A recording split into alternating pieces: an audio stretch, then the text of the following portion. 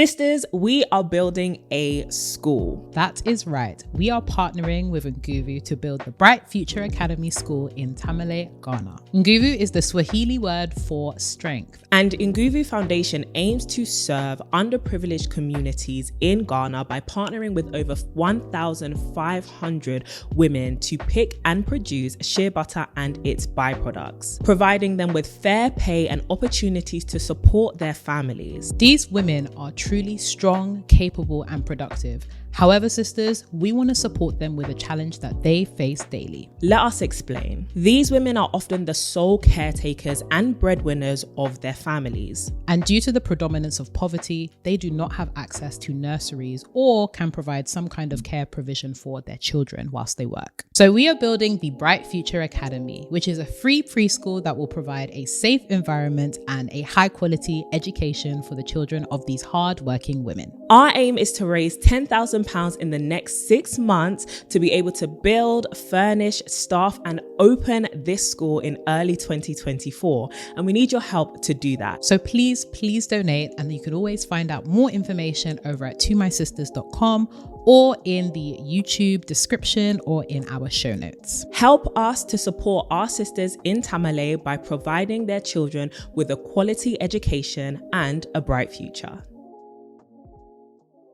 Society is going to change. 100%. You cannot keep up. But you can't keep up. I think one of the greatest things that reveals what's in your heart is when your life doesn't match up to your plan. There may be some things that we desire, that we've put on our bucket list or our vision and whatnot, that may not actually happen. Sometimes a loss actually isn't a loss. It's right. a rescue.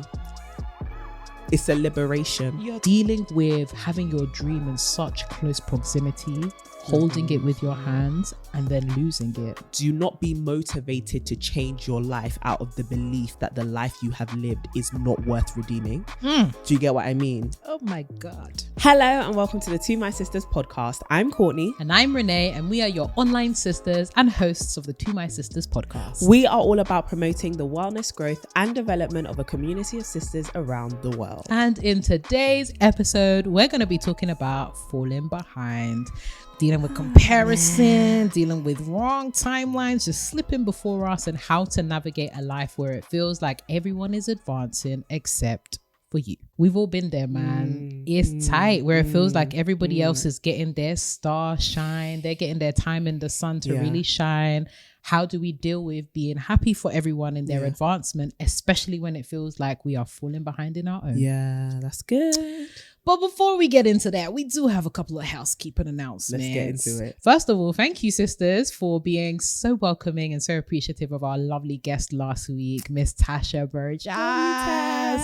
Tasha, it was such an honor to have her, and it was just a great conversation where we were able to really just talk and dive deep into such a pertinent issue around women's reproductive systems, around some of our own journeys when it comes to understanding our menstruation and our bodies, but also how we can come together as sisters to really just attack something like period poverty. So thank you so much. And we'd also love to hear, who would you like to see as a guest on the To My Sisters podcast? You know, I'd love to see that. Up. Like, hey, hello, who we calling? Come and sit on the microphone. Ring. Bring your notes. Hello.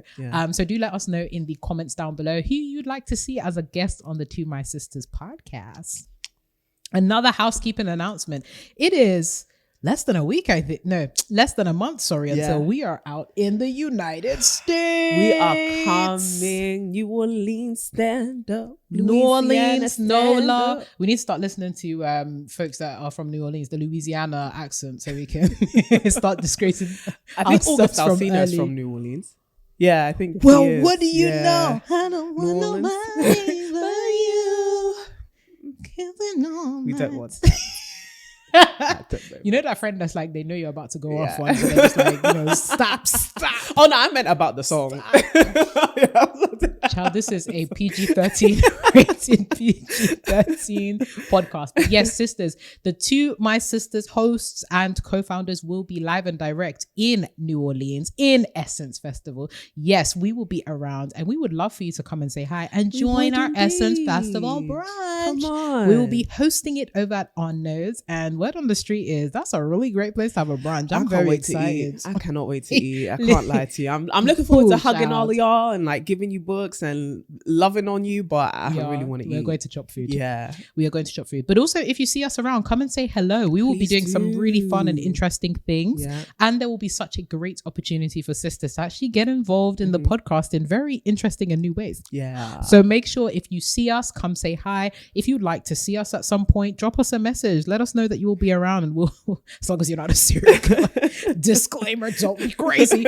But we would definitely love to see you. And there is still an opportunity to join the brunch. The link will be on the newsletter. It is also posted all over our socials, and the link will also be below. So make sure you sign up. We love to see it. Do we have any more housekeeping announcements? Thank you all so much for all the donations you have been making towards the Bright Future Academy. Honestly, it is crazy how far we are. If you do not follow us on socials, then you would not know that we are about halfway to the 10K mark. I don't know how you guys have done it, but to be fair, we should never judge you. 5, we should never doubt you, because the sisters come in clutch.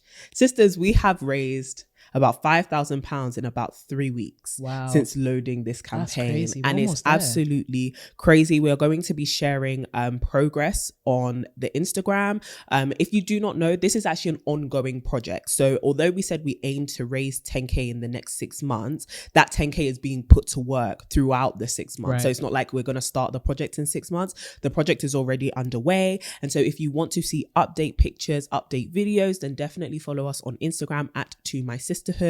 And soon, actually, the leader of this, the leader of Nguvu Foundation, will be on our podcast to kind of talk us through why we're doing this and how this even started. But genuinely, thank you. I know it's not necessarily, well, it is an announcement. It's something that should be celebrated, but we aren't there yet. But we are getting there, and it's all because of your contributions. We are in a cost of living crisis, and we know that we mention all the things that we are doing, but for you to actually take money out of your pocket to be like, hey, this is what I want you to do with it. And seeing so many of you even comment like, wow, I'm so proud to be a part of this podcast and to be a part of this sisterhood community. It fills our hearts with so much joy and pride. So honestly, from the bottom of our hearts, thank you so much. Thank you, sisters. And as Courtney said, this isn't something that we're starting in 6 months. We've been started with the faith and the hope that we're going to reach our target. So please, please, please, mothers, sisters, cousins, uncles, brothers, friends, cats, if they got money, you tell them about the Bright Future. Little kitty litter, whatever they got. But exchange that kitty money. Put down the nipples. Put down the nipples. Stop eating. We have work to do. Get a job, a job. But honestly, sisters, thank you so, so much. And it's genuinely through your love, your support that we're able to do impactful things just like this. And here's to more. Like, this is really the start of the vision that we have here at To My Sisters, where we're really trying to give women an opportunity to really thrive in all that they put their hearts and minds to. And this is literally just phase 1 for us. So stay tuned for phase 2, 3, 4, 5. We're getting started, basically. We're getting started. Grab your backpack. Well, sisters, now housekeeping aside, the house is swept, clean, airy, fairy. The windows are open. The music is playing. Febreze has been sprayed. Child, and it is time to get into that ding, ding, ding. Dilemma. Hi, sisters. Hello, sweetheart. I hope you are doing well. I've been loving and learning a lot from your podcast every morning while cleaning the house before I go to work. Wow, it's a lot of TMS. I know, it's a lot of TMS. Your house is clean. And love that. Would you look at that? Febreze, do you want to sponsor us? I work in a small company that helps me grow mostly in my levels of management. At our company, the owner, who is the director, is a woman, and she is the best that I can say.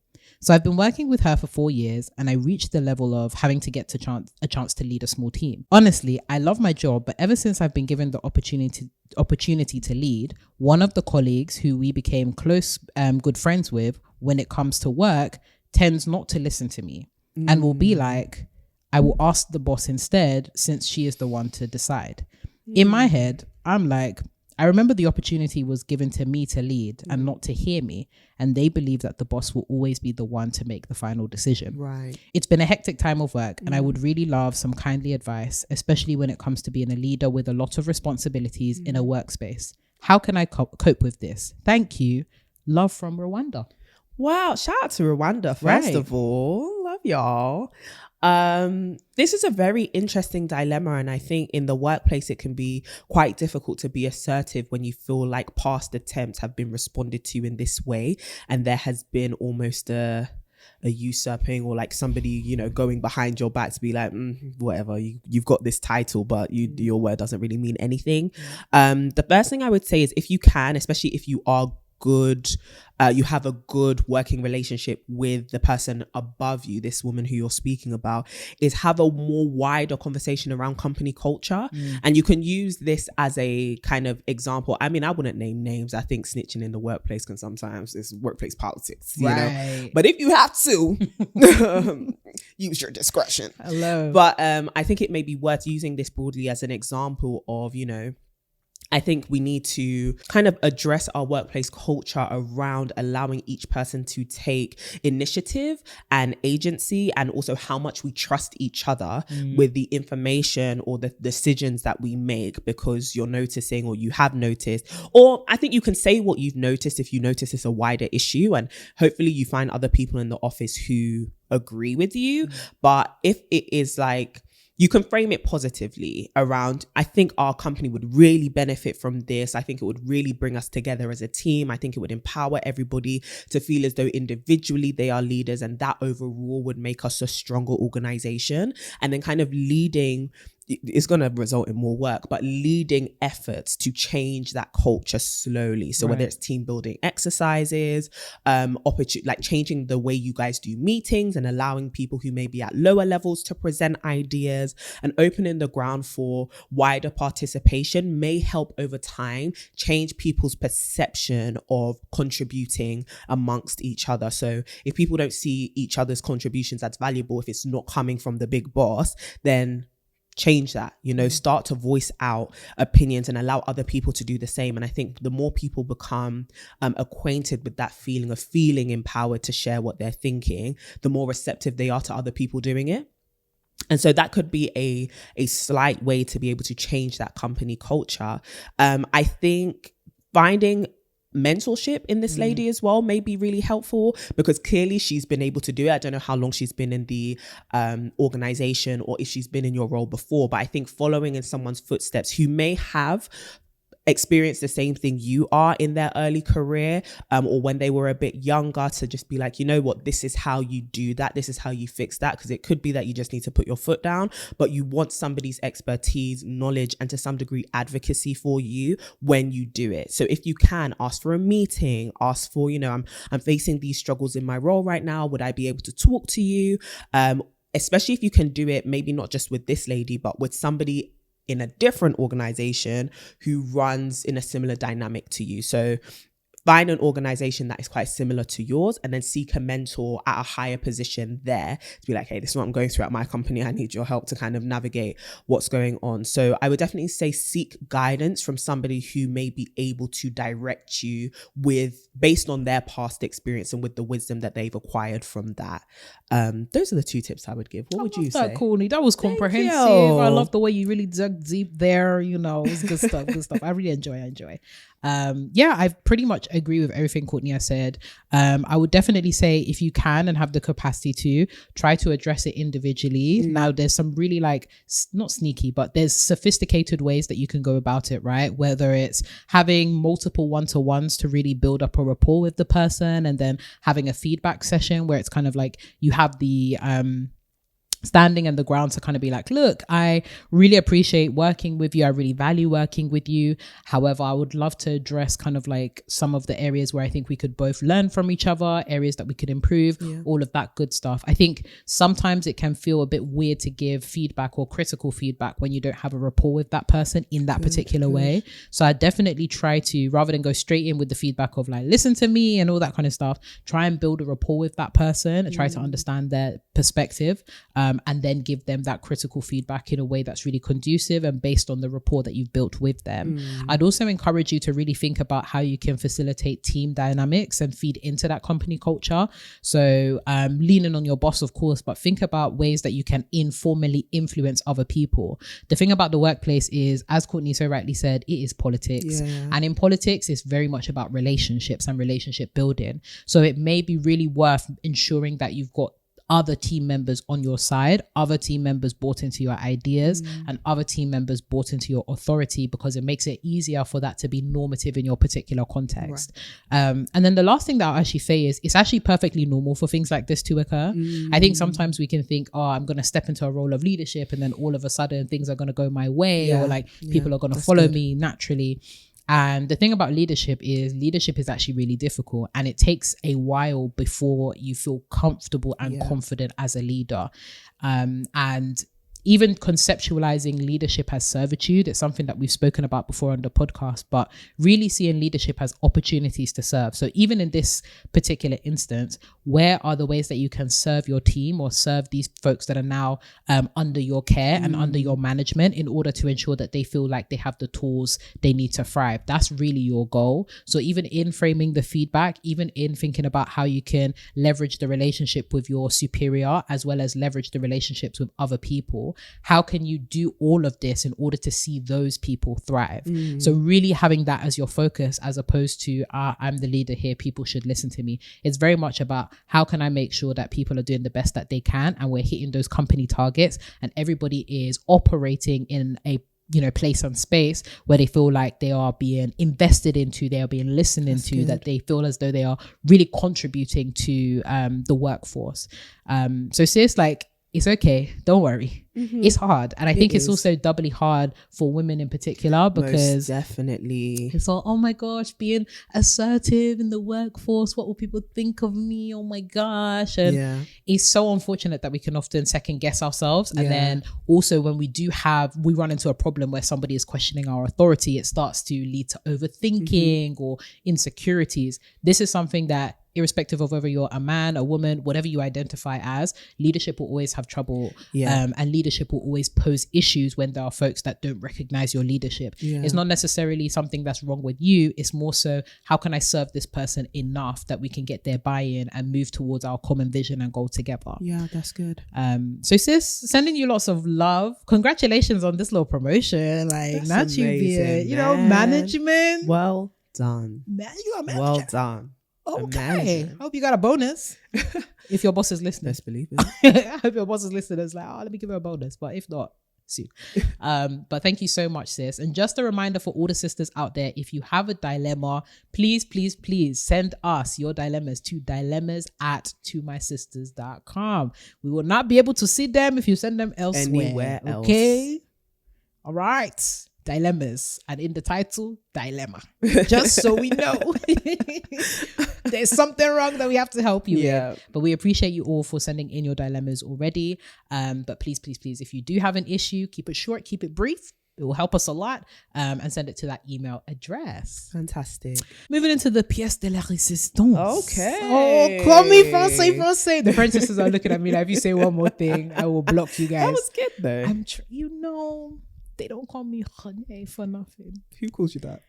Where? My French teacher, Mr. Maguire, I will have you, called you honey? No, he called me René with the R. Oh, is it René? Yeah.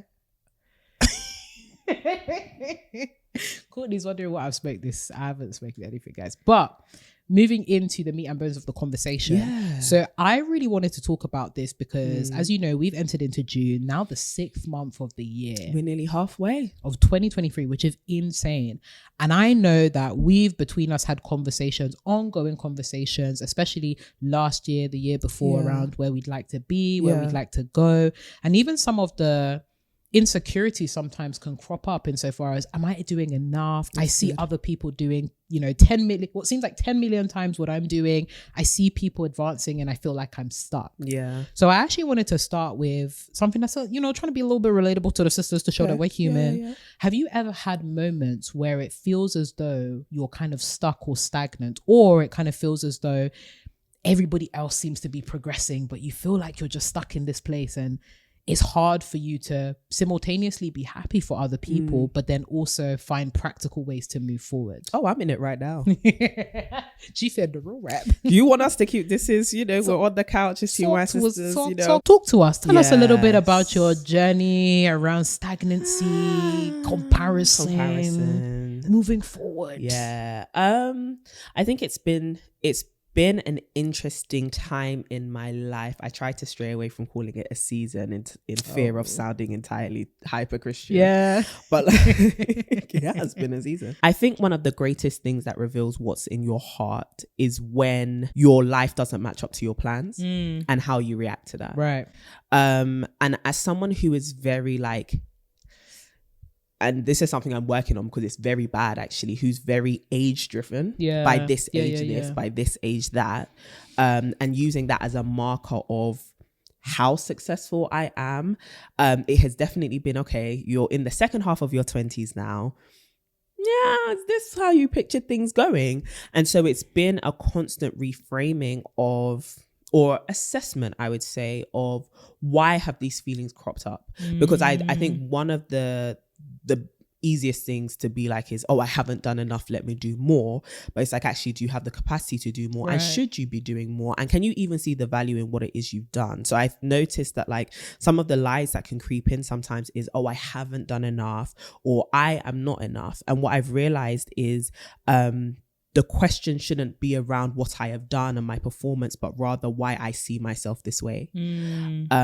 And it's one of those things that crops up in your heart that says, why do you perceive things this way? What is valuable to you? What do you use as a marker for your success? Right. And it's good that we did that episode a few weeks ago about motives, right? Because it's like, what do you see as successful that suddenly you're seeing yourself as not a success? And why do you hold those things in such high esteem? And so it has confronted a thing in my heart, which we've spoken about a lot on the podcast before, which is idols. And recently I've even been doing this challenge of like only listening to gospel music. It was a challenge set by Jackie Hall Perry when she was a guest on the Basement podcast.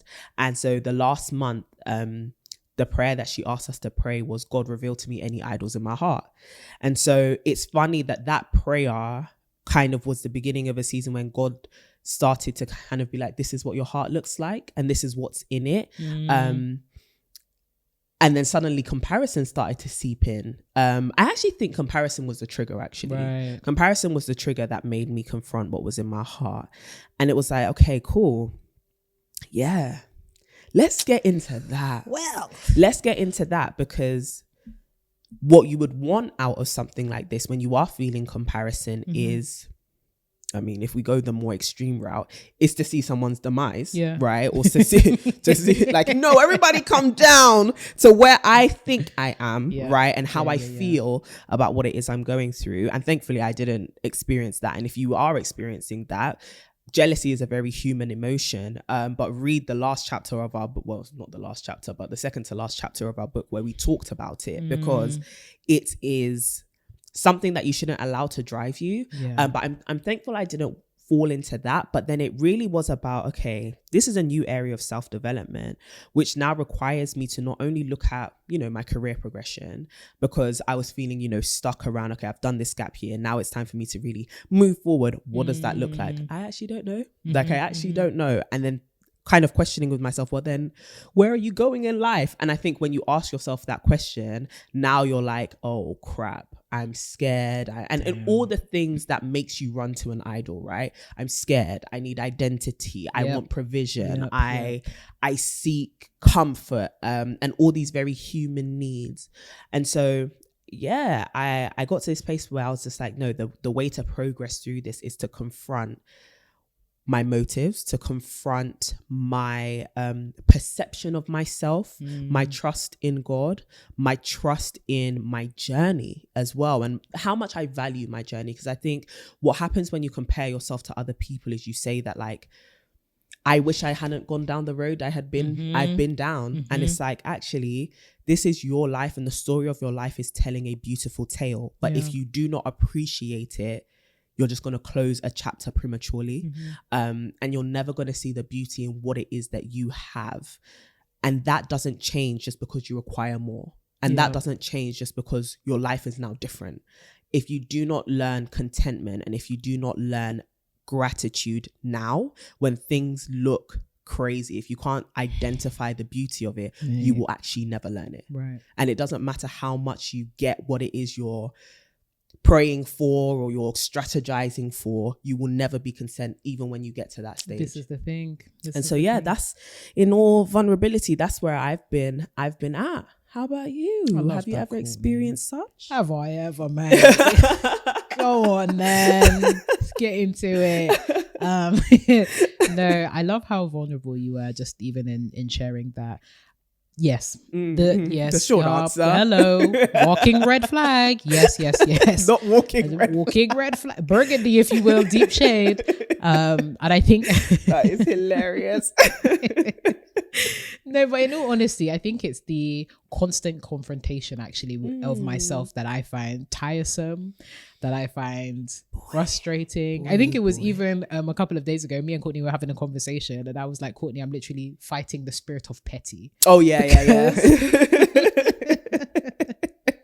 One thing about me, I could be petty. That is hilarious. I can be petty. And it is, I think for me, it's that constant confrontation when I sometimes start to unconsciously believe that I've arrived. So it's the, okay, I've done a couple of things, but then it feels like because of comparison, the goalposts keep on shifting. And when the goalposts shift, it becomes uncomfortable because now I'm like, not only am I feeling insecure about the fact that I am where I am, but I'm also insecure about every other thing that I've done leading up until this particular point. So even as you were saying, you know, it has you questioning a lot of the decisions you've made about yourself and a lot of the things that you decided to do. And then you're wondering like, well, God, why am I here? Right. And it's funny because it's so easy to be grateful and happy and validated when you have something tangible to share with the world. Right. But do you still feel validated and, you know, grateful and happy when you don't necessarily have those wins that you can share with the world? And I think even in the line of work that we do, where, you know, being content creators and being vulnerable and transparent, yes, there's that vulnerable, transparent element in so far as like, you know, sharing our thoughts on stuff. But then there's also the almost unconscious expectation to always share like really, really good things and like to be on top of things, to be that person that is constantly just doing well. And it's something that I continue to confront in myself. Something that I thought, I was over this when I left uni. I was so over. I went through the whole stage of self-discovery. I've done that. I've been there, done that. And writing books on it even. Writing books on it. I have myself looking back at that book. I'm like, oh God, I need to go and look back. And it's like, let me read my own book and then some and then go read my Bible because, I'm you know. telling you. And that's how you know that book is like Holy Spirit inspired, to be honest, because sometimes I read stuff and I'm like, or I see the screenshots of what, or not the pictures of what people post on Instagram and I'm like, damn, that's good. That was for me. That's food. And I'm feeling nourished. I'm feeling nourished. So yeah, I've definitely had periods of my life where I have genuinely felt like maybe I'm not doing enough. Maybe I could be doing more. Maybe I'm not far along to get to where I need to go. Maybe I'm taking the long way round. But especially when you see people that have the things that you want, or you see others within your community, like it seems like they're thriving and you're like, damn, it's taking too long. Like, hurry up. What's going on? Like, I need to be there. And then it's like, when you get there, you realize there's another there to go to. So you don't even have time there always will be. And it's that constant conflict between how do I manage being a go-getter and being somebody that's actually present in the moment and feeling all the feels and allowing the growth to occur. And also, how do I confront the timelines that I've set myself with the timelines as they are unfolding? Right. Because there's certain things, I am very much like you in that by age 25, I should have done this, that. Right. By age 30, I should have done this, that. Oh, ambition. By age, I should have done this, that. And you know what I think that stems from? Being a high achiever when you're young and your age being a defining part of how people praise you sets you up for this kind of mentality. And it's great. Like, oh my God, you're only 18 and you did this. You're only 21 and you do this. And then you get to 26 and you think you're old. All hands up, all the gifted and talented kids that they said, yeah, you're going to do something. You're going to be somebody. Don't let anybody limit you. Somebody should have limited you. Somebody should have put a limitation or they shouldn't have. But I get why they do it, right? Because it is extraordinary that you've done. So but when your life and your successes have been framed by that, it's like, so when I get to 30, am I washed up? This is the thing. And then also on top of that, because what I actually want to do in this discussion is really break down the different elements where it feels like these are significant life markers. Right. So thinking about relationships, thinking about career, thinking about all of these different things, right? And I think the added pressure for women as well is beyond career, we also have things around, you know, relationships. You want to get married by this, but children. You don't want to have a geriatric pregnancy, whatever that means. Not geriatric. Not geriatric, child. All of these different things that are culminating in I feel like I'm so behind. And I think it's tough. It's really, really tough. And actually hopping into that point real quick. So I think I mentioned to Courtney ages ago, I've been watching Steph Co on YouTube and she was talking about how she had closed the chapter in her life around like wanting to have a kid, and she's in her late 30s going into her early 40s, and just like mourning the fact that she wanted something and she actually didn't get it. And especially as it pertains to something like children, family, all that kind of stuff. How do we deal with the fact that there may be some things that we desire that we've put on our bucket list or our vision and whatnot that may not actually happen? Yeah. Especially when it comes to like kids or relationships. There's so many people nowadays that are, you know, we're talking about loneliness, percentages going up exponentially. Less people are getting married earlier on.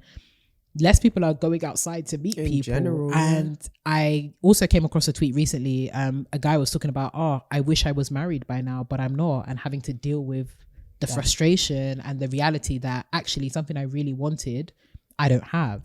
So how do we, especially as women, deal with the fact that there are certain things that we desire so much that may actually not happen? Ooh, it's tough because I think you fall in love with the idea, right? And you almost form an attachment to the feeling even before you felt it. Yeah. Like, you know, I will feel so happy. I'll feel so fulfilled. I'll feel so loved. And then you're kind of saying goodbye to not only the possibility, but also the joy that you attach to it. And that can feel hopeless. Yeah. Like, what do I now have to look forward to?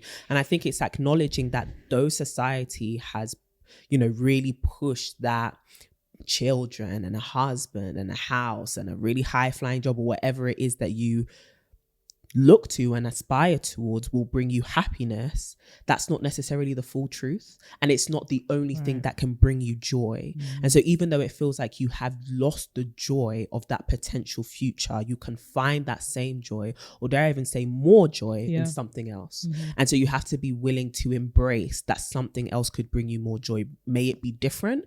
Yes. May it fulfill you in a different way? Probably. Will that part of you feel whole and filled? I can't promise that, but hopefully it does. But you can still find joy, contentment, and beauty in your life, and it doesn't have to be a loss, right? That picture can just look like something else. And I think sometimes it's almost like you've bought this frame, you've put it on your wall, and you say, when I get this thing, I'll fill it with it. And it's like, oh, I didn't get this thing. And now this frame is empty. And it's like, but the frame can house any picture. Right. Like you could put anything in there and be just as proud and have it be a hallmark of your life, right?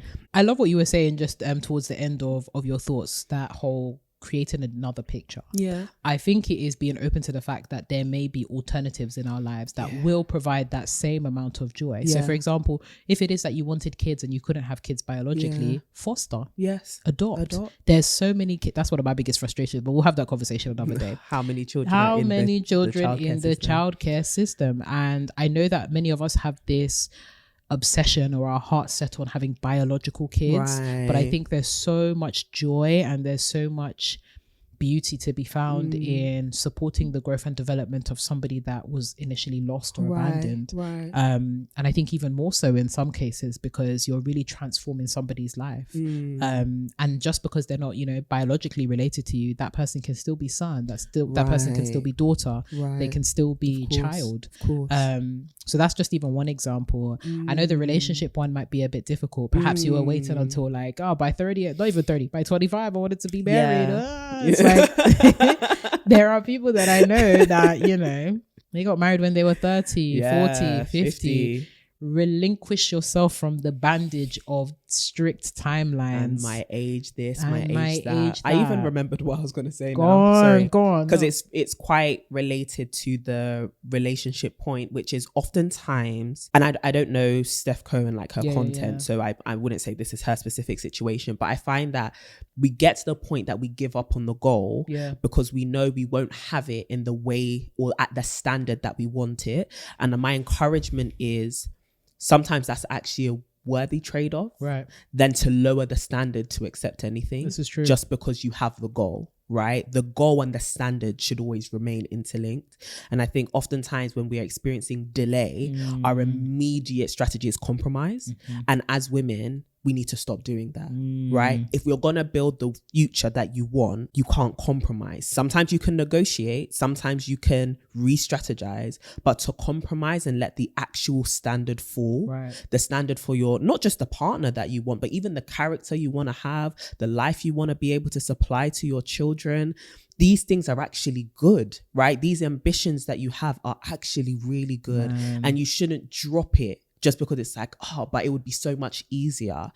It's not about it being easy. It's about it being right. And you need to wait for the right thing, right? And it doesn't mean it's going to be the perfect thing, but is this really what you want to sign yourself up for because you're afraid of loneliness? This is it. You know, and it's like, you don't, and I think loneliness is one of the greatest things, right? Or a feeling of discontentment or disappointment, but even more so, what people will perceive of us.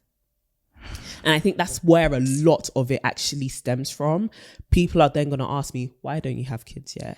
Why aren't you married yet? But everyone's doing this. Why haven't you made the 6 figures yet? Why ain't you got a job? Everyone's going to ask questions, right? Sorry, there's a meme. No. I'll send it to you after. Yes, like, I need you to get a job. Yeah. J-O-B, the word of the day. The word of the day is job. But it's like, people are going to ask you questions, but there's this feeling that people are judging me. Right? They're not just asking me, they're actually judging me. They think there's something wrong with you. They think there's something wrong with me. And then it makes you think, is there something wrong with me, right? And this is why we can't afford to attach our identity to these milestones and our identity to the accomplishments of these things, because if it doesn't happen, it doesn't make you any less worthy. It doesn't make you any less deserving. It doesn't make you any less of a person. Absolutely. You are no less because you haven't achieved X, Y, Z by this age. Do you get what I mean? And I think for a lot of us, that's the insecurity in our mind. People will look at me. Not only do I think I'm a failure, but it doesn't help that. And in fact, that's amplified now by the fact that I think people will think I'm a failure. And I don't want that perception of me.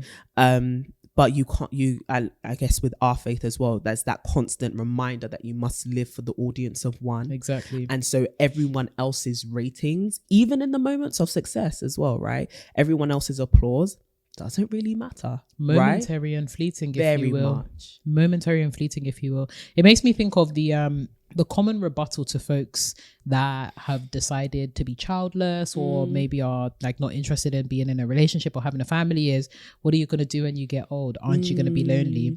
And this is such a tangential point, but just thinking about alternative visions and where we place our value and how much, you know, when we do prioritize these things, which, you know, rightly so, having a family is a priority. Yes. But there equally are so many people that have prioritized their family to the point where they still end up lonely. They still end up in these, you know, talk about dire situations. And I think it really speaks to what we value as a society and what we value as success. And if you don't define success for yourself, you will always fail. Even if you are chasing success from society's perspective, society is going to change. 100%. You cannot keep up. But you can't keep up. The goalposts keep on shifting. So even when you think, oh, I'm winning, there will be a point where society will tell you, actually, no, you're losing now. So you need to switch team. You need to do something. You need to change something. Yeah. So it is always better that you pursue the things that you genuinely want and the things that are successful to you, and also be open to having some flexibility and pursuing success in a different way than society has given you. 100%. Because I'm telling you, baby girl, you're gonna get tired. You are gonna get tired.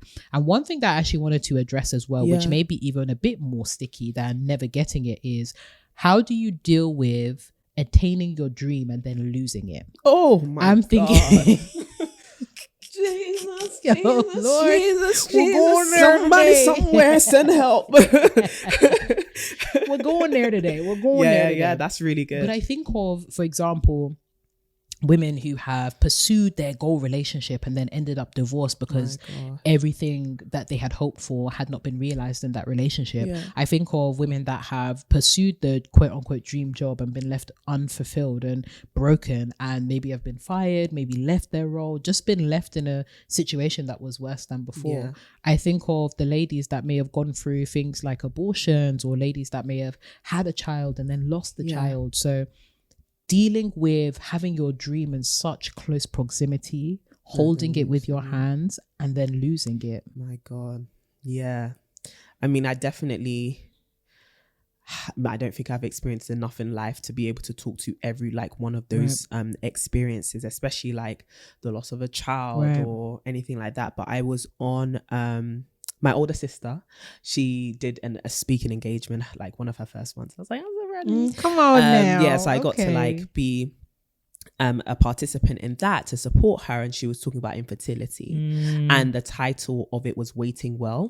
And I don't know if I've spoken about this on the podcast, but it took my sister and her husband 10 years to conceive their first, well, not conceive, to have their first child. And they had several miscarriages before, and some of them were like pretty far along. And so it was just hearing her talk about, what about when you're waiting and you think you're close, and then suddenly you lose what you had grasp of, and literally for her, you lose what you were carrying.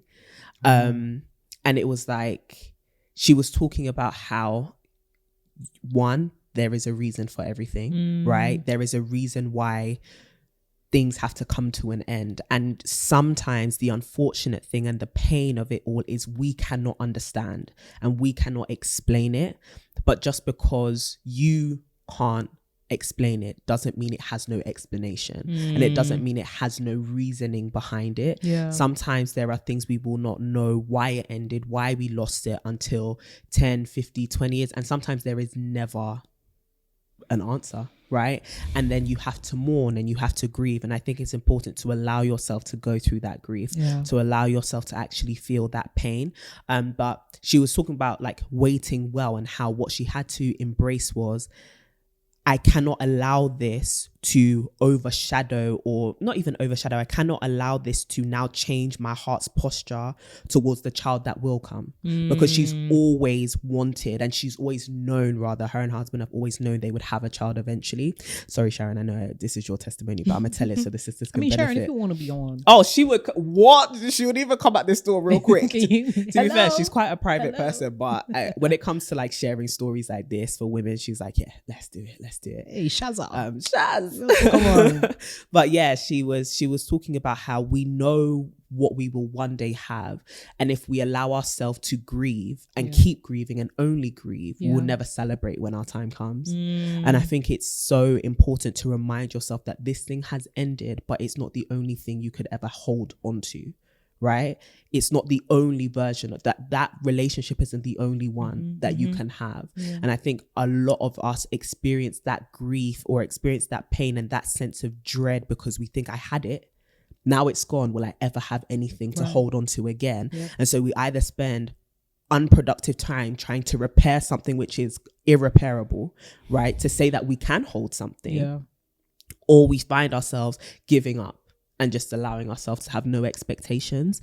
And so as challenging as it can be, and like I said, I can't even imagine how hard it is to lose certain things like a child or whatever. But when it comes to like maybe a relationship or a job or whatever it is, you will take hold of something again. Right. And it will be more beautiful, and it will be, your dreams can still be captured. Like, you can still experience the joy of it all. And sometimes you even appreciate it more because you have experienced what it is to have a loss.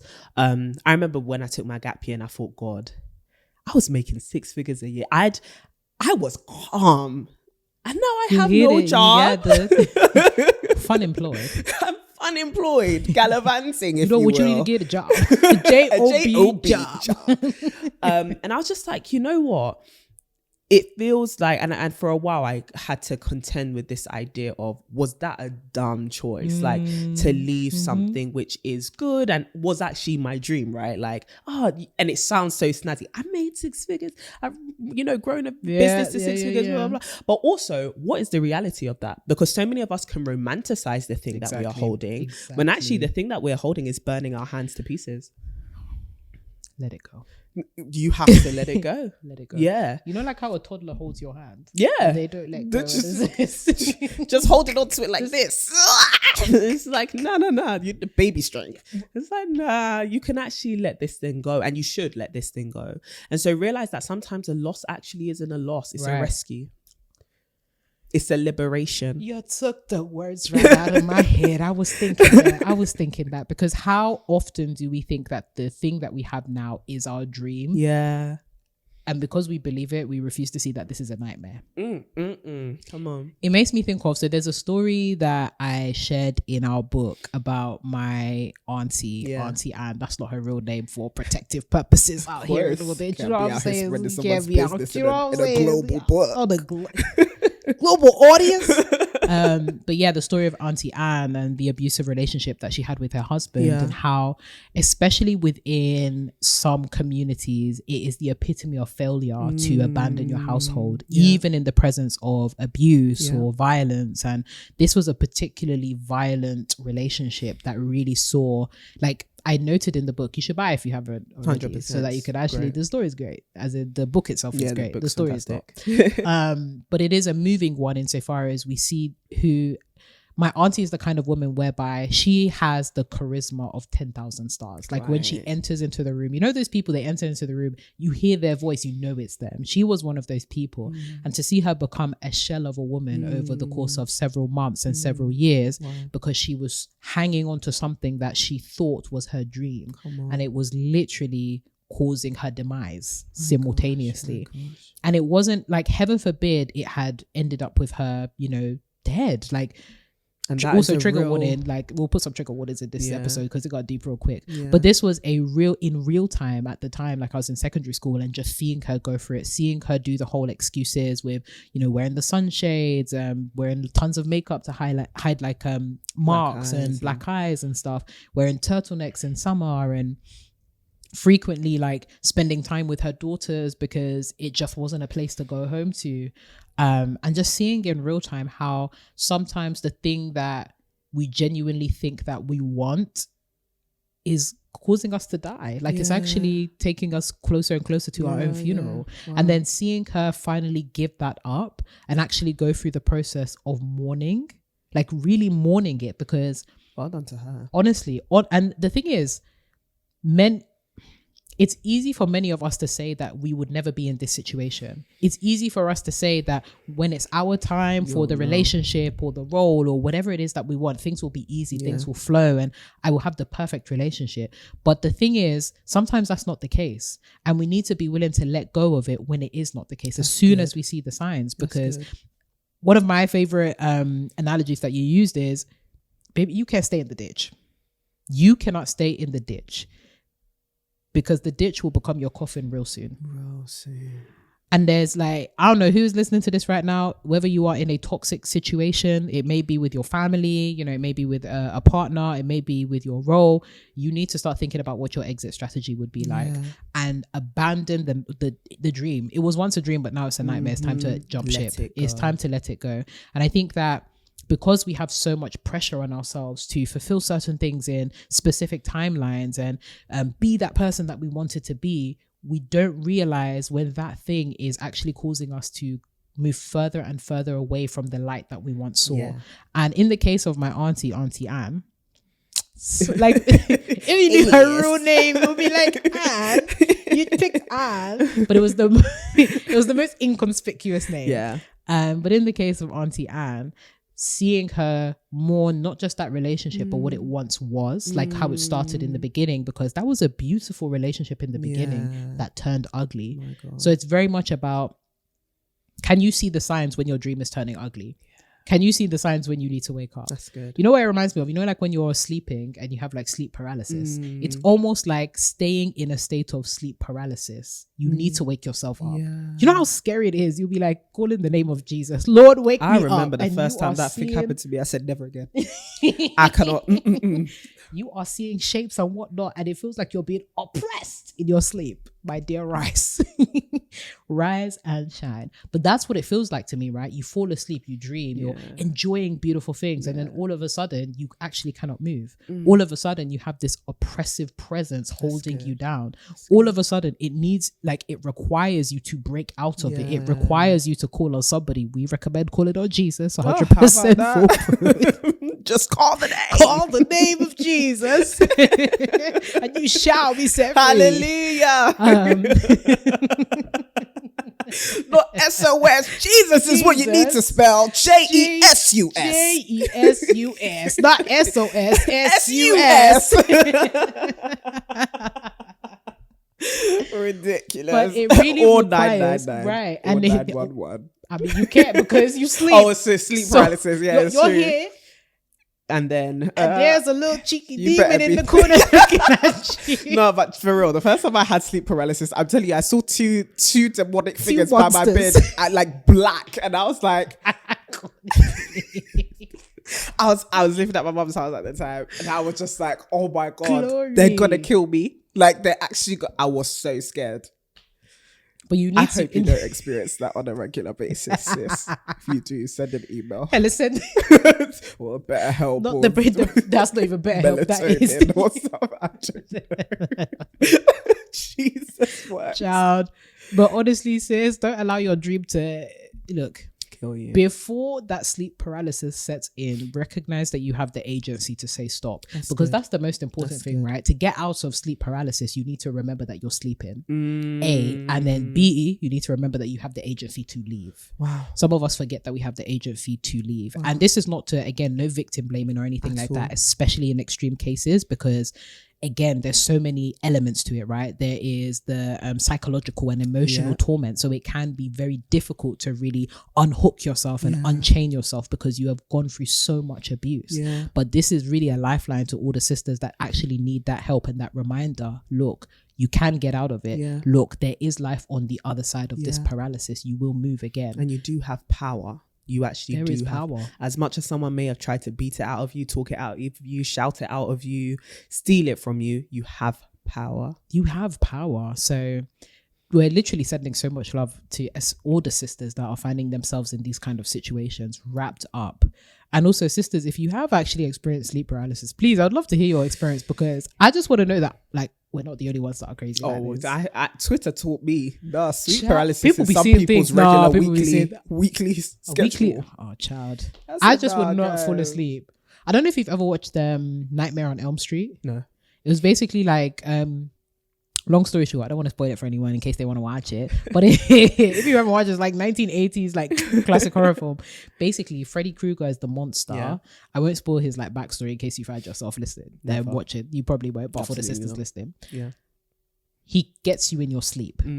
So it was literally all of the folks on that show trying not to fall asleep. Because once you fall asleep, that's the he gonna end. find you and he gonna kill you in your sleep. So you got people that are just dead drinking horrible curse. there, and the worst thing is human beings actually need sleep because we need rest and recovery. It's one of the things we actually can't live without. So they were finding themselves falling into micro sleep where they actually couldn't tell the difference between whether they were sleeping or awake, but they definitely could then because as soon as they saw Freddie, they This is real life.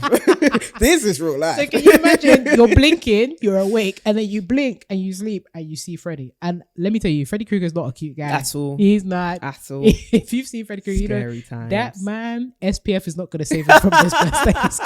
It's not gonna save him. And he's got these little like hooks. He's just not a cute monster. Horror films. Anyways, such an aside. To wrap up the sentiments of this episode and, you know, thinking about advancing, making progress on some of the real tangible goals that we do have. Yes. How would you advise or affirm the sisters that are seeing their other sisters, brothers, whoever advancing, who feel stagnant, who feel like things are not moving in the way that they wanted to, and who feel behind? Like, how would you affirm them moving into the next 6 months of this year? Well, first of all, I think, okay, one, confront the heart, right? Right.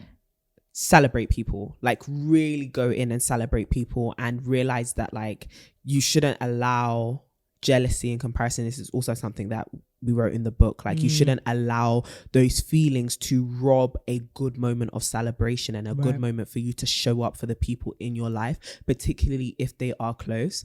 If it's a social media thing, drop the congratulations and then baby, you need to lock your phone. No. You need to stop scrolling. I think that's another thing. If you find yourself constantly, first of all, you're already in a mindset of, wow, I'm not where I want to be. And then you compound that with seeing everybody like, I've arrived where I want to be. Imagine? I've arrived where announcement, I'm here. And I'm it's pleased like, to announce, but maybe I'm not pleased. Do you get what I mean? And I have nothing to announce. And it's like, so stop scrolling. No one's actually holding a gun to your head telling you to unlock your phone. Like, stop it. You don't have to show up on social media anymore. Honestly. Or consume it. So that's another way to deal with that. So I think that's one thing, like celebrate people and also take away the things that are amplifying this feeling that you already have, to stop it growing further roots into your heart. The next thing is recognizing, it goes back to what we were just saying about power. Recognize that you actually have the power to change things. Identify what it is. In my case, it was like, okay, I'm feeling these woes around my career. Let's realize that, okay, Courtney, you're a smart girl. You've got experience, let's take inventory of what we have and let's strategize, because I think a lot of what amplifies that feeling of insecurity or fear or not even comparison, but the sadness that comparison brings is a sense of directionlessness. Do you get what I mean? You actually, you feel like, oh, I'm not where I want to be, but I also don't know where to go or how to get there. And so you feel stuck. And so let's work on getting you unstuck by actually strategizing. And you can't strategize until you know what you're working with. So take inventory of your life, get reacquainted with your personal dreams and start strategizing as to how you're going to make things happen. Talk to the right people. Like you were saying, we've had so many conversations over the last few weeks around, okay, cool. What can we actually do now to move forward? Get some really wise counsel around you who can be like, this is what you can do to actually get unstuck, and who can give you insight into the things you're thinking about for your future direction, and then start walking. No one can make you do it. Like no one can actually make you do it. And a growth mindset really is, I'm not going to be static. Do you get what I mean? I'm actually going to progress and I'm not going to stop here. And if I do accept stagnancy, it's because I've accepted it. Right. Do you get what I mean? It's because I made that choice. So realize that you have the power and the agency to make a different choice, which is I'm going to now move. So move. Oh, no one's going to move your feet for you. No one's going to come and be like, hey, let me rescue you. Let me take you from this place and shape your life for you. Honey, only you and the Holy Spirit have the power to do such. And so start to move. And then my last thing would be see beauty in your story. Like you actually have to really see beauty in your story, because it's easy to then be like, okay, I'm going to move because the last, 5, 10, 26 years, I haven't been doing anything. That's not true. And don't move with that lie either.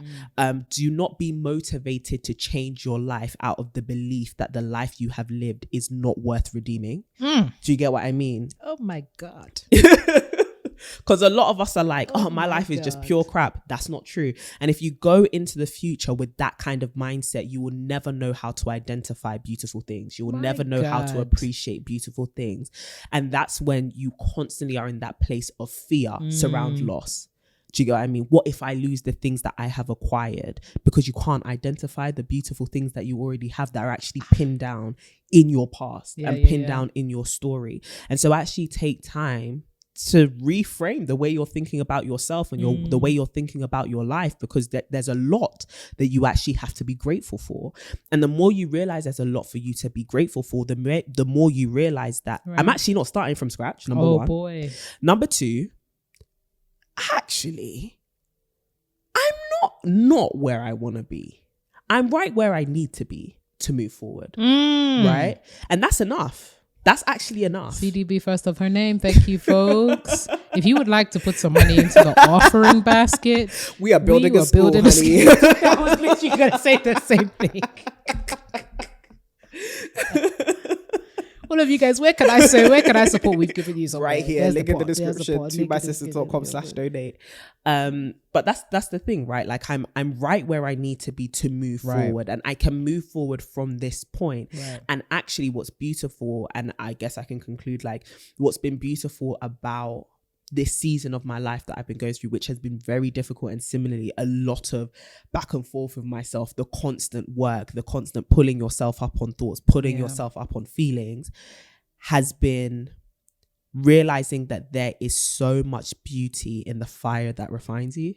Like as much as it burns, as much as it hurts, you're going to come out all the more beautiful, and without it you wouldn't be there. Right. So this part is necessary. Actually, sometimes this comparison is a great tool in God's hands. Right. Not because we should, find ourselves falling in it often, but sometimes it makes us confront we are not who we need to be, not necessarily where we want to be. It's not about the where you want to be. It's about who do you want to be. And I've realized in this season, I'm not who I want to be. Right. And so now it's about becoming her in the sense of the who and not just the what, and not just the accolades, and not just the, oh, she did this, she did that, but actually this is who she is. And these seasons actually prove that. These seasons prove to you what you are not, who you are not, and who you are, and they make you into who you want to be. And so even embracing things like serving and submitting and humility and celebrating and being somebody who shows up in a positive way and can be consistent despite their own emotions, not because they've minimized it, but because they've seen the value in that character development. Right. Yeah. Sorry, I've talked way too much. How about you? Oh no, you know what, you got a job. That is you hilarious. Are in the right line of work. Thank you, ladies and gentlemen. Can we just get a round of applause real quick? No, I absolutely love everything that you have said, man. Couldn't completely agree. I love the emphasis on your season's really proven who you are, because they do. Yeah. The proof is in the pudding. The proof is in the cake. I think a couple of things I'll add to that. The first is you need somebody. Like you actually need somebody, especially in this journey, because sometimes the truth about what you tell yourself is not true. And it's only through the lens of somebody else that you can understand that the truth is a lie. Big point. There have been some times where I will, for example, I will grab Courtney and be like, yo, girl, this is what I'm telling myself. Right. Can you be accountable of that? Is this true? Right. And sometimes when you are so in yourself, and this is not to say don't trust yourself, but when you are in a period of difficulty, or you are being challenged, or it really feels like you can't trust what you're telling 100%. Yourself, it is necessary to have people that trust you and care for you. That the emphasis on the care, because there are some people that deliver critique to you and have not a care in the world. 100%. And there are people that actually know. So for example, Courtney knows exactly what I want to do. She knows my vision. She knows where I'm trying to be in the next 10, 20 years. If I'm hanging around for that long, you will. She knows it. God willing. You will. God. And it will be great. Hallelujah. I stand on that word. She knows exactly where I want to go. So it is easy for me to go to Courtney and say, Courtney, this is what I'm saying about myself now. Yeah. Is this reflective of the who I need to be in order to achieve this vision that I've set out to you? If the answer is no, Courtney will be able to tell me. it's even as small as like, yo, am I wilding right now? Right. Is my response to XYZ appropriate? Because we can, you know, celebrate, we can share, but sometimes the tinge of jealousy can actually seep in. Sometimes the tinge of resentment can even seep into the way that we interact with people. And sometimes it takes somebody that's close enough to you to tell you, babes, this thing you're doing here is not good. Yeah. I love you, so I'm telling you that this thing you're doing here is not good. So grab people around you that are willing to hold you accountable, that are willing to challenge you, but also willing to challenge the voices, the negative voices and the negative affirmations you have been unconsciously telling yourselves are true. Because words, boy, if there's one thing that I've really learned, words have power. As much as we say, oh, affirmations, you know, words can create worlds. And if you are constantly using negative words to create your world, of course, the vision that you have for yourself will never come true because you have literally been speaking life into something that's actually negative. You've been speaking life into something that is dead. You need to start speaking life onto life. Do you know what I'm saying? So definitely finding people that care about you enough to say, look, sis, these things that you are saying about yourself is bad. These things that you are doing is bad. And it's a lie. And it's a lie from the pits of hell. Literally. Send it back. Stop listening to that devil on your shoulder.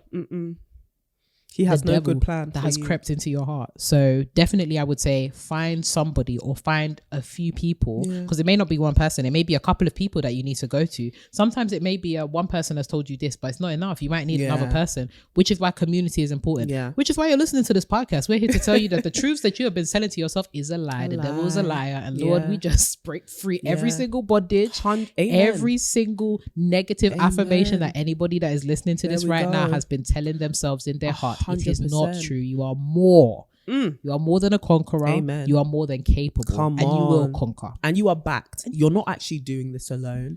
And I love that point because oftentimes when we are desperate, it is easiest for us to be deceived. And so if you are not careful, because I know what you were saying, it's not about like not trusting your voice. Actually, no, do not trust yourself. I'm going to be so honest. In a world that tells you, no, trust yourself, trust your feelings. Your feelings are so fleeting and so fickle because you are a human being. So sometimes you have to anticipate that because I am sensitive, because I am to some degree desperate for success, I think a sense of failure brings a sense of desperation inside of us. And it can, in that moment, be so tempting to do something which is completely out of character. Which is completely detrimental to your future. But more importantly, it is the perfect opportunity to be deceived, to be deceived by a lie, to be deceived by a comment, to be deceived by an offhand thing that someone said, like, oh, you should do this. Like, why do you think I'm not doing enough? Yeah, no one said Nobody that. Said that. No one said that. It's a perfect opportunity to be defensive. And so because of that, do not trust your judgment fully, right? And really surround yourself with people who can be a good counsel to you and kind of temper what's going on in your heart. On the good counsel. Oftentimes when it comes to comparison, you can't self-regulate. You actually need to talk to people. You need external regulation, on the external regulation. And let that influence your self-regulation. Yeah, baby, you can't do this alone, basically. 100. You can't do this alone. If you are feeling stagnant, it may be time for you to work with somebody. Good. You need to work with somebody. Not even just in terms of them helping you to like, you know, tell yourself the truth, but it may be that the reason that you are stagnant is you are not working with somebody else. When I think of something like To My Sisters or so many different things that I do with other people, there is no way that that same progression would have been felt or happened if I didn't grab onto somebody else. You need to find other people. Even if it comes to, for example, those of you that are looking for, oh, you know, I want to be in a relationship, you got to go outside. He is not going to just drop he ain't going to pull up in a drop top looking for you. I'm so sorry.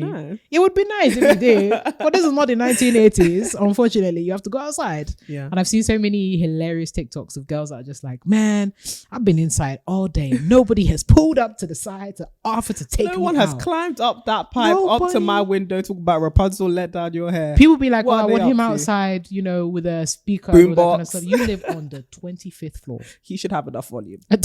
How about that? But first of all, how do you know that? Well, he'll be wearing a t-shirt that has your name, obviously. There you go. So. It's simple.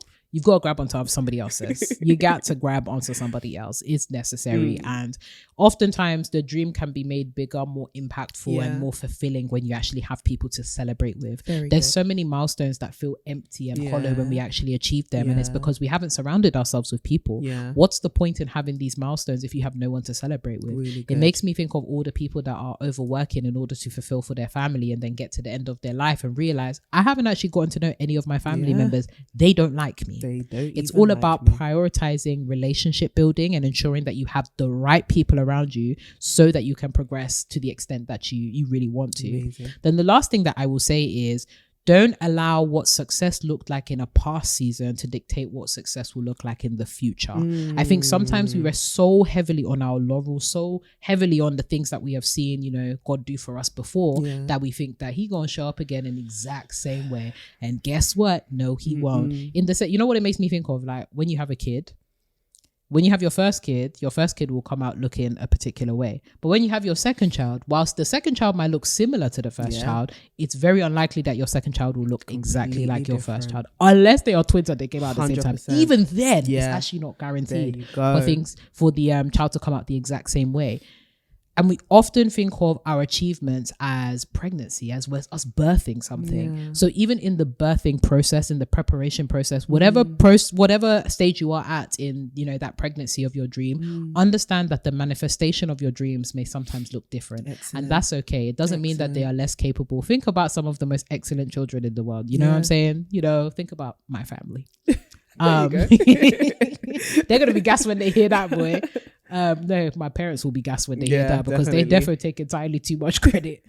Entirely too much. I mean, they're your parents. I mean, but it's like, oh, my child is like, you were not studying that long to do this. You know what I'm saying? Like, but they guided you. They were trusted with your custody. You know them like parents that are just super proud to the point where you're just like, who else should take pride? It's true. It's true. It's true. This one that my mom has like several t-shirts of all the places that her kids went to. It's entirely good. She should reap the fruits. But it's that thinking, right? When you are giving birth to multiple dreams, because there's so many things that people want, right? It's not just the one dream. There's multiple elements of that dream. Embracing the fact that your dream will manifest differently each time, but each one will be incomparable in its beauty and fulfillment. Amazing. And that is perfectly fine. Wow. So sis, we are wishing you a dream life. We really are.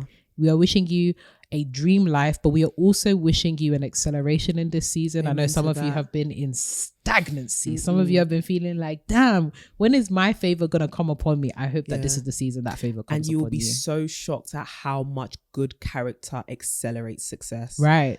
Just get working on that heart.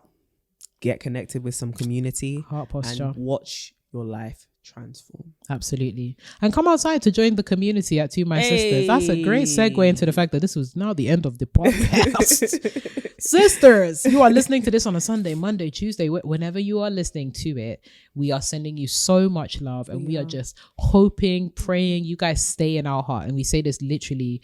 Like, we're not the kind of podcast people that's like, hey girlies, you know, hope you're doing well, all that kind of stuff. We genuinely pray for you. We you guys are some people that we have on our hearts constantly. We are constantly meditating and thinking about you. So even where it feels like there's somebody that you don't have enough people around you to think about you, know that we are thinking about you, that we care about you, that we love you, and that this sisterhood has got you. So sisters, if you're listening to this and you're not plugged into the community, mess up, big mess up. You know what you need? A job. And that job, that is hilarious. No, I'm gonna actually post that on the TMS page because everybody's looking. Will probably be listening to this like that reference. You need to get a job. And your job is to tune into the To My Sisters community, and you can do this by following us on all social platforms. Come on, Instagram, Twitter, TikTok, LinkedIn. We there, all the places at To My Sisterhood everywhere. And the lovely lady to the left of me, who is so full of wisdom, so full of grace, and so full of beauty. You know the beauty we talk about. Oh my God, isn't she just ravishing and excellent, Miss at CD Boateng? And of course, come and say hi to me over at Renee Kapuku. We love to see it. Make sure that you sign up to our mailing list. You can sign up at tomysisters.com. We will send you weekly glow and grows tips straight to your inbox. And sisters, honestly, have an amazing week. Truly we wish you all the best. We pray for all the best for you. And as always, keep glowing and growing.